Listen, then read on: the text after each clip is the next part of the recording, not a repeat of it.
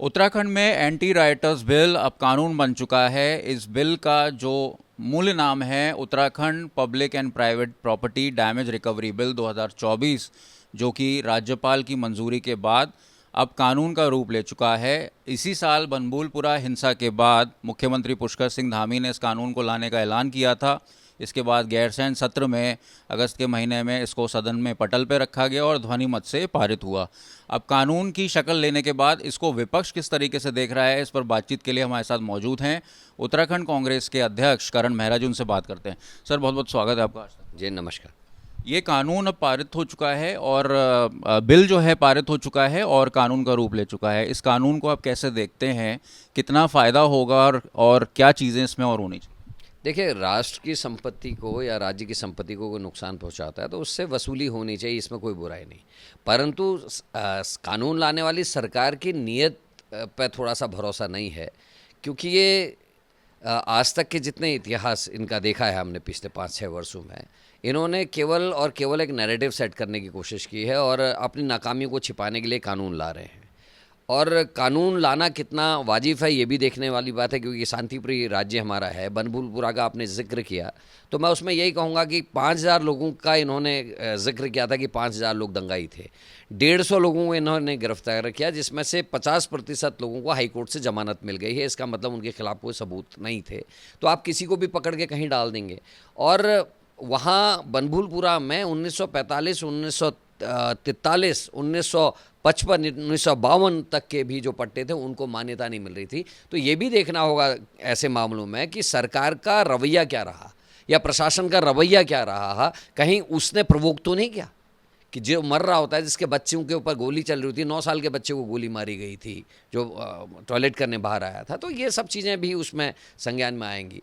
दूसरा, मैं ये भी कहना चाहता हूँ कि कानून लाने से क्या होगा। आप कानून ला तो रहे हैं, बड़े बड़े कानून आप बना रहे हैं, अब वो कानून के विरुद्ध कानून है। अभी सुप्रीम कोर्ट ने आपके डोजर वाला बुलडोजर वाला मामले को जो है बिल्कुल ही खारिज कर दिया और ये कहा कि नहीं तोड़ा जाएगा, बिना जब तक कोई व्यक्ति साबित नहीं हो जाता कि अपराधी था और उसको सज़ा कोर्ट के थ्रू नहीं होती। सरकार किसी को सीधे सज़ा नहीं दे सकती। सरकारें लॉ मेकर का काम करती हैं, कानून बनाती हैं संसद में और विधानसभाओं में, उनको इम्प्लीमेंट करने वाली संस्था दूसरी है। सीधे अपने हाथों में जो कानून लिया जा रहा है ये भी एक अपराध है। इसके खिलाफ सरकार को अपना वक्तव्य देना चाहिए। क्या इन जिस तरीके से डोजर चला के किसी के ऊपर कोई आरोप लग रहा है, डोजर चल जा रहा है, भाई अब ये जो मंडल अध्यक्ष बाहर हैं जमानत में, इनके घरों में डोजर चलेगा क्या? क्या सेंगर के घर में डोजर चला क्या इनके लाल कुआं के जो दुख संघ के चेयरमैन वहाँ डोजर चला क्या? इनके ओबीसी के सदस्य जिसने संतरेसा में कांड हुआ है, जो मुख्य आरोपी है 14 साल की बच्ची के बलात्कार और मृत्यु का, उसके ऊपर डोजर चला क्या? तो ये प्रश्न लोगों के बीच में है। पढ़े लिखे लोगों का हिंदुस्तान है और लोग अब चर्चाएं करते हैं। तो खाली कानून बनाने से अपनी नाकामियों को छिपाने की कोशिश ये सरकार की है, मुझे ऐसा लगता है। क्योंकि निर्भया कांड में कानून बनाया गया, एक सख्त कानून बलात्कार के खिलाफ, लेकिन आज भी बस दस्तूर जारी है। खाली कानून बनाने से चीज़ें नहीं सुधरती। अपने अंदर संयम लाने की ज़रूरत है, लोगों को अवेयर करने की ज़रूरत है, लोगों की लिटरेसी को बढ़ाने की ज़रूरत है, और बीजेपी को तो अपने कार्यकर्ताओं को काबू में करने की ज़रूरत है। मैं कह रहा हूँ ना, मंडल अध्यक्ष चंपावत की जमानत में बाहर, मंडल अध्यक्ष सल्ट के जमानत में बाहर, दुख संघ के चेयरमैन भागे फिर रहे हैं, पुलिस उनकी धरपकड़ करने की कोशिश कर रही। ओबीसी के चेयरमैन हरिद्वार का मामला आपको पता ही है। SSC भर्ती घोटाले में हकम सिंह का नाम खूब चला था। उसके अलावा पटवारी पेपर लीक में इनके मंगलौर के मंडल अध्यक्ष। तो अपने कार्यकर्ताओं का एक इनको वर्कशॉप लगाना चाहिए ताकि वो अपराध करने से बचें।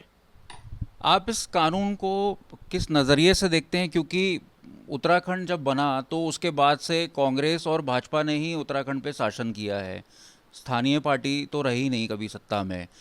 एक ज़माना था कि जब चोरी भी अगर होती थी तो हेडलाइन बन जाती थी। अब उत्तराखंड में डेमोग्राफी चेंज की बात हो रही है, जिसमें कहा जा रहा है कि मुख्य तौर पे कह रहे हैं कि धर्म विशेष की वजह से हो रही है, जबकि डेमोग्राफी चेंज अगर हो रही है तो उसमें देखा गया है कि मिक्स्ड पॉपुलेशन उत्तराखंड में आ रही है बाहर से और अर्बनाइजेशन काफ़ी तेज़ी से हो रहा है। तो डेमोग्राफी चेंज के साथ साथ इस तरीके के जो क्राइम्स हैं, अर्बन क्राइम्स, जो राइट्स वगैरह उत्तराखंड में बढ़ गए हैं, इसको कैसे देखते हैं? देखिए, सरकार आपकी भी रही है, क्योंकि हमारी सरकार में दंगे भी नहीं हुए, हमारी सरकार में इस तरीके के अपराध भी नहीं थे।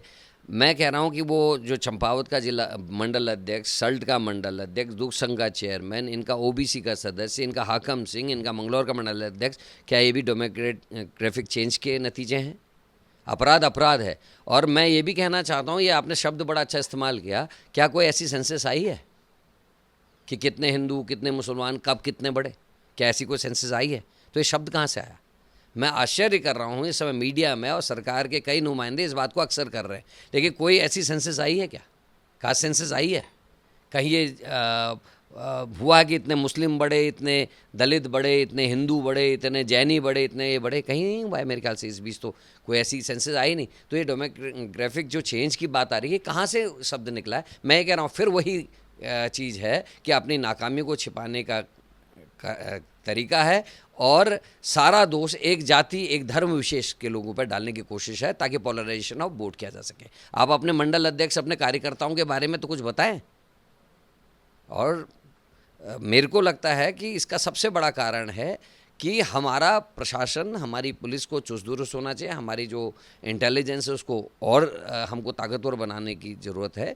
और कई अपराधी हैं उनको तुरंत पकड़ा। आप 10 दिन तक, यहाँ पर मैंने आपको बताया था बिपिन रावत का केस हुआ था इसी राजधानी में, 10 दिन तक वो मृत्यु और जीवन से जूझता रहा। एक फौजी का बेटा था और जब उसकी 10वें दिन मृत्यु हो गई, मुझे सड़क में आंदोलन करना पड़ा। आप स्वयं उसमें आए थे, आंदोलन करना पड़ा, मुझे सड़क में बैठना पड़ा, तब अपराधी पकड़ा गया। 10 दिन तक पुलिस ने उन अपराधियों को क्यों नहीं पकड़ा?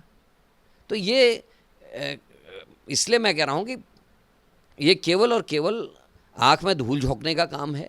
जो डेमोग्राफिक चेंज की आप बात कर रहे हैं वो भी मैं गलत मान रहा हूँ, क्योंकि जब सेंसस ही नहीं हुई, कोई इस तरीके की कहीं कोई कैलकुलेशंस हुई हैं क्या? ये बताए ना सरकार। अगर हुई है, कौन सी एजेंसी से कराई गई, सरकार ने कब करी, कब सेंसस आया, कब जनगणना हुई, उसके बारे में बताए ना, खुल के बताए। मैं ये आपके द्वारा चैलेंज कर रहा हूँ ऐसे लोगों को जो डेमोग्राफिक चेंज की बात कर रहे हैं। एक आखिरी सवाल लेंगे, ये राजनीति से जुड़ा है। हमने अभी हाल ही में भाजपा के अध्यक्ष महेंद्र भट्ट जी से बात की और उन्होंने आपकी केदारनाथ प्रतिष्ठा यात्रा पर हमला बोला है। उन्होंने कहा है कि करण मेहरा जी के हालिया के बयान पर यह साबित होता है कि वो अपने ही पार्टी के विरोध में उतर आए हैं, अपने ही पूर्व विधायक के खिलाफ बोल रहे हैं। अभी आपने एक इंटरव्यू भी दिया था, उसमें इस तरह का वक्तव्य सामने आया था, क्या जवाब? देखिए, केवल एक 5 सेकंड की चीज़ को दिखा के नहीं होता। मैंने उसमें ये भी कहा कि मनोज रावत जी के कैंडिडेचर को कैंसिल या उसको चैलेंज किसने किया? मैंने कहा अभी पर्यवेक्षक और प्रभारी ही नहीं गए तो ये तय नहीं हुआ।